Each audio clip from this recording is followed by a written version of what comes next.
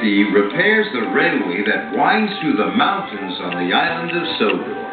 The little diesel checks that the tracks, tunnels, and bridges are all in good working order.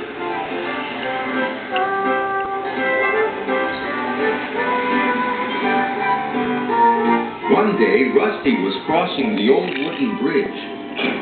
There was a big bump in the track. Rusty's driver stopped to check the bridge. "There are cracks in the supports," he said. "Ooh, that's a bit dangerous," cried Rusty. "It might fall down if it's not repaired." And they hurried off to warn the other engines. The engines were waiting for their coal when Rusty arrived. "Don't use the old wooden bridge," said Rusty. "It's dangerous." "How would you know?" wished Duncan. "You're only a diesel." And he puffed crossly away. He didn't even wait for his coal.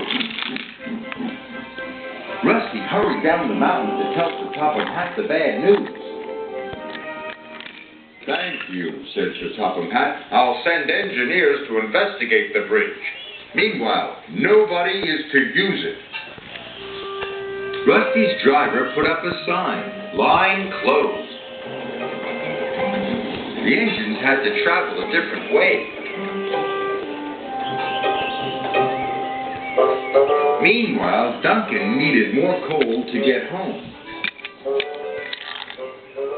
But when he arrived at the coal bunker, it was empty. "Bother, I won't get home without more coal. Where's the nearest bunker?" "On the other side of the old wooden bridge. But you can't cross. Rusty says it's not safe." Rusty always makes things sound worse than they are. "I'm sure once across the old wooden bridge won't hurt," added his driver.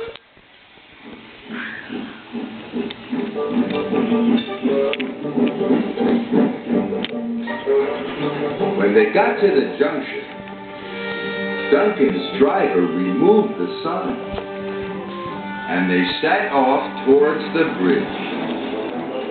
This was a big mistake.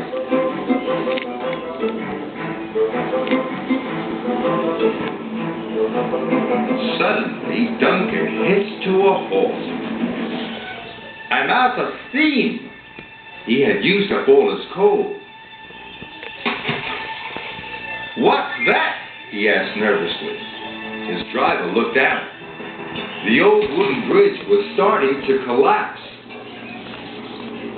"Rusty," called Scarlet, "Duncan's gone across the bridge." "I'd better check he's all right," the little diesel said. But the cracks in the supports were getting larger. A beam snapped. Timber pieces splashed into the water below. "Help!" whistled Duncan. "I'm going to fall!" But Rusty was on the way. Soon the little diesel reached the old wooden bridge. Duncan had never looked so scared. Rusty chucked bravely onto the bridge. "Careful!" gasped Duncan.